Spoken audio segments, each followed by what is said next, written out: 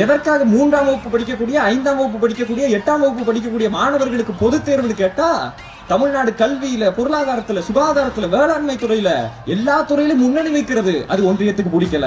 குறிப்பா பாஜக என்கிற பாசிச மதவாத பிடிச்ச கட்சிக்கு பிடிக்கல.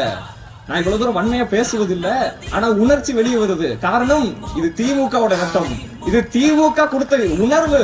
அந்த உணர்வுல பேசிக் கொண்டிருக்கிறேன். நீ படிக்க கூடாது என்று சொன்ன போது அதை எதிர்த்து போரிட்ட இயக்கம் திராவிட முன்னேற்ற கழகம். இதுக்கு அனைவருக்குமான கல்வி, எல்லோருக்கும் எல்லாம். அப்ப அந்த பொது தேர்வு வைக்கக்கூடிய காரணம் என்ன?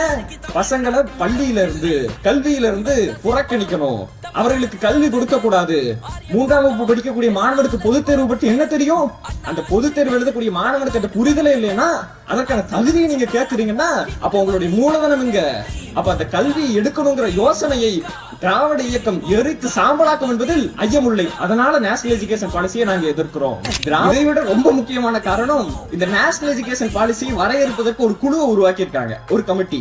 அந்த கமிஷனுடைய முக்கியமான உறுப்பினர் வாங்கின டிகிரி சர்டிபிகேட் போலி சர்டிபிகேட். அப்ப அவர் உருவாக்கின திட்டம் எப்படி இருக்கும்? இப்படிதான் இருக்கும்.